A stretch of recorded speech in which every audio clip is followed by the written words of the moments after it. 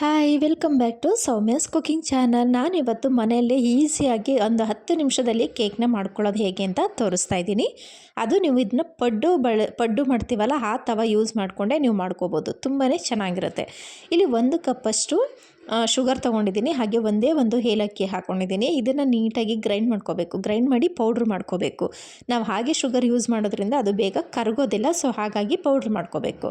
ಈಗ ನಾನಿಲ್ಲಿ ಏನೇನು ತೊಗೊಂಡಿದ್ದೀನಿ ಅಂದರೆ 1 ಕಪ್ಪಷ್ಟು ಗೋಧಿ ಹಿಟ್ಟು.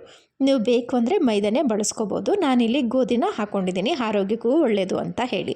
ಸೊ ಹಾಗೆ ಇಲ್ಲಿ ಗ್ರೈಂಡ್ ಮಾಡ್ಕೊಂಡಂತಹ ಅಂದರೆ ಪೌಡ್ರ್ ಮಾಡ್ಕೊಂಡಿರುವಂತಹ ಶುಗರ್ನ ಇದಕ್ಕೆ ನಾನು ಹಾಕೋತಾ ಇದ್ದೀನಿ. ಒಂದು ಏಲಕ್ಕಿ ಹಾಕಿದ್ದೆ. ಏಲಕ್ಕಿ ಹಾಕೋದ್ರಿಂದ ಕೇಕದು ಒಂಥರ ಸ್ಮೆಲ್ಲು ತುಂಬ ಚೆನ್ನಾಗಿ ಬರುತ್ತೆ. ಸೊ ಹಾಗಾಗಿ ಇಲ್ಲಿ 2 ಸ್ಪೂನಷ್ಟು ಕೋಕೋ ಪೌಡರ್ ಅಂದರೆ ಚಾಕ್ಲೇಟ್ ಪೌಡರು ನಿಮಗೆಲ್ಲ ಅಂಗಡಿಗಳಲ್ಲೂ ಸಿಗುತ್ತೆ. ಸೊ ಅದು ಕೂಡ ನಾನು ಬಳಸ್ಕೊತಾ ಇದ್ದೀನಿ.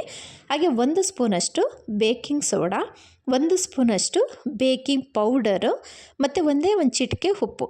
ಇದೆಲ್ಲವೂ ಕೂಡ ನಿಮಗೆ ಆರಾಮ್ಸೆ ದಿನಸಿ ಅಂಗಡಿಗಳಲ್ಲಿ ಸಿಗುತ್ತೆ. ನೀವು ಒಂದು ಸರಿ ತಂದಿಟ್ಕೊಂಡ್ರೆ ಒಂದು 4-5 ಸರಿ ನೀವು ಕೇಕ್ನ ಮಾಡ್ಕೋಬೋದು.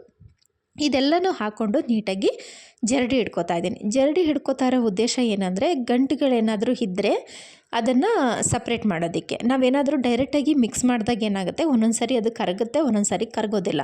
ಸೊ ಹಾಗಾಗಿ ನಾವು ಒಂದು ಸರಿ ನೀಟಾಗಿ ಜರಡಿ ಇಟ್ಕೊಂಬಿಟ್ರೆ ಕೇಕು ಕೂಡ ತುಂಬ ಚೆನ್ನಾಗಿ ಸಾಫ್ಟಾಗಿ ಬರುತ್ತೆ. ಸೊ ಈಗ ನಾನೆಲ್ಲನೂ ಕೂಡ ಜರಡಿ ಹಿಡ್ಕೊಂಡು ಹಾಕಿದ್ದೆ. ಇದಕ್ಕೆ ನಾನಿಲ್ಲಿ 1 ಕಪ್ಪಷ್ಟು ಹಾಲು ಅಂದರೆ ರೂಮ್ ಟೆಂಪ್ರೇಚರಲ್ಲಿರುವಂತಹ ಹಾಲನ್ನೇ ನೀವು ಹಾಕಬೇಕು. ಅಂದರೆ ನಾವು ಮನೆಯಲ್ಲಿ ಆಚೆ ಇಟ್ಟಿರೋದು, ಫ್ರಿಜ್ಜಲ್ಲಿ ಇಡುವಂಥದ್ದು ಅಲ್ಲ. ಫ್ರಿಜ್ಜಲ್ಲಿ ಇಟ್ಟಿರೋದನ್ನು ನಾವು ಹಾಕಿದಾಗ ಏನಾಗುತ್ತೆ, ಕೇಕು ಚೆನ್ನಾಗಿ ಬರೋದಿಲ್ಲ, ಗಟ್ಟಿ ಆಗುತ್ತೆ. ಸೊ ಹಾಗಾಗಿ ರೂಮ್ ಟೆಂಪ್ರೇಚರಲ್ಲಿರುವಂತಹ ಹಾಲನ್ನ ನೀವು ಬಳಸ್ಕೊಳ್ಳಿ. ಒಂದು 3/4 ಕಪ್ಪಷ್ಟು ಮೊಸರು ಅಂತ ಅಂದರೆ ನೀವು ಫ್ರೆಶ್ ಮೊಸರು ಹಾಕ್ಕೊಂಡ್ರೆ ಬೆಸ್ಟು.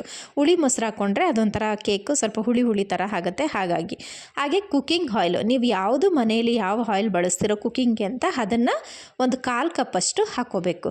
1 ಸ್ಪೂನಷ್ಟು ವಿನೆಗರ್ ಕೂಡ ನಿಮಗೆ ಅಂಗಡಿಗಳಲ್ಲಿ ಸಿಗುತ್ತೆ.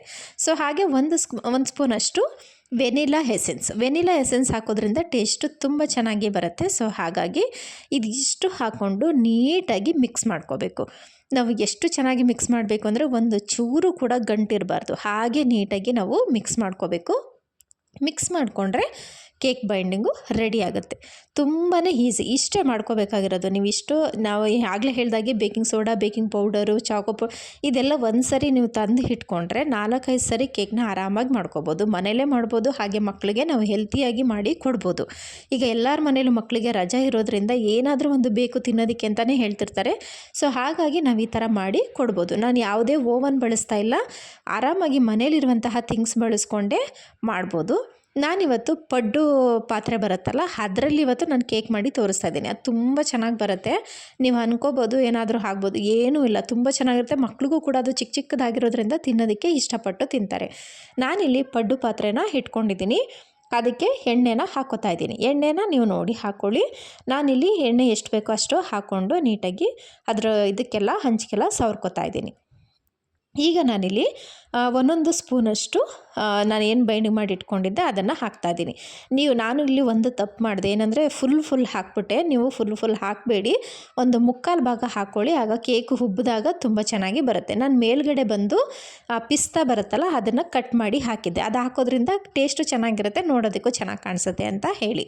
ನಾನು ಆಗಲೇ ಹೇಳಿದೆ ನಿಮಗೆ, ತುಂಬ ಹಾಕೋಬೇಡಿ. ತುಂಬ ಹಾಕ್ಕೊಂಡ್ರೆ ಅದು ಸ್ವಲ್ಪ ಇದಾಗುತ್ತೆ ಅಂತ. ಹಂಗಾಯಿತು. ಬಟ್ ಚೆನ್ನಾಗಿತ್ತು, ಟೇಸ್ಟ್ ಅಂತ ತುಂಬಾ ಚೆನ್ನಾಗಿತ್ತು. ನನ್ನ ಮಗ ವೆಯ್ಟ್ ಮಾಡ್ತಾಯಿದ್ದ, ಅಮ್ಮ ಕೊಡಿ ನೋಡ್ತೀನಿ, ಟೇಸ್ಟ್ ನೋಡ್ತೀನಿ ಅಂತ. ನನಗಂತೂ ತುಂಬಾ ಇಷ್ಟ ಆಯಿತು. ನೀವು ಒಂದು ಸರಿ ಟ್ರೈ ಮಾಡಿ, ನಿಮಗೂ ಇಷ್ಟ ಆಗ್ಬೋದು ಅಂತ ಅನ್ಕೋತೀನಿ. ತುಂಬ ಈಸಿಯಾಗಿ ಆರಾಮಾಗಿ ನಾವು ಹೆಲ್ತಿಯಾಗಿ ಮಕ್ಕಳಿಗೆ ಮನೇಲೇ ಮಾಡಿ ಕೊಡ್ಬೋದು. ನೋಡ್ತಾ ಇದ್ರಲ್ಲ, ಈಗ ನಾನು ಮುರಿದು ತೋರಿಸ್ತೀನಿ. ಅದು ಒಳಗಡೆ ತುಂಬ ಚೆನ್ನಾಗಿ ಪರ್ಫೆಕ್ಟಾಗಿ ಬೆಂದಿತ್ತು. ಆಮೇಲೆ ತುಂಬ ಸಾಫ್ಟಾಗಿತ್ತು. ನಾನು ನಿಜವಾಗ್ಲೂ ಹೇಳ್ತಾ ಇದ್ದೀನಿ, ಸುಳ್ಳು ಹೇಳ್ತಾ ಇಲ್ಲ, ತುಂಬಾ ಸಾಫ್ಟಾಗಿತ್ತು.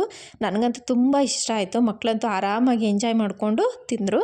ಈಗ ನನ್ನ ಚಿಕ್ಕ ಮಗ ನೋಡಿ ತಿಂದ್ಬಿಟ್ಟು ಟೇಸ್ಟ್ ಹೇಗಿದೆ ಅಂತ ಹೇಳ್ತಾನೆ. ಇವತ್ತಿನ ವ್ಲಾಗು ನಿಮಗೂ ಇಷ್ಟ ಆಯಿತು ಅಂತ ಅನ್ಕೋತೀನಿ. ಇಷ್ಟ ಆಗಿದ್ದರೆ ಲೈಕ್ ಮಾಡಿ, ಶೇರ್ ಮಾಡಿ, ಸಬ್ಸ್ಕ್ರೈಬ್ ಮಾಡಿ. ಯಾರೆಲ್ಲ ನಮ್ಮ ಚಾನಲ್ನ ಹೊಸದಾಗಿ ನೋಡ್ತಾ ಇದ್ದೀರೋ ಪ್ಲೀಸ್ ಒಂದು ಸಬ್ಸ್ಕ್ರೈಬ್ ಮಾಡ್ಕೊಳ್ಳಿ. ನೆಕ್ಸ್ಟ್ ವೀಡಿಯೋಗಳು ನಾನು ಏನೇ ಹಾಕಿದ್ರೂ ನಿಮಗೆ ಡೈರೆಕ್ಟಾಗಿ ಫಸ್ಟು ನಿಮ್ಮ ಇದಕ್ಕೇ ಬರುತ್ತೆ. ಸೊ ಇವತ್ತಿನ ವ್ಲಾಗು ಕಂಪ್ಲೀಟ್ ಆಗಿದೆ ಫ್ರೆಂಡ್ಸ್. ಮತ್ತೆ ನೆಕ್ಸ್ಟ್ ವೀಡಿಯೋದಲ್ಲಿ ಸಿಗೋಣ ಅಂತ ಹೇಳ್ತಾ ಟೇಕ್ ಕೇರ್ ಆಲ್.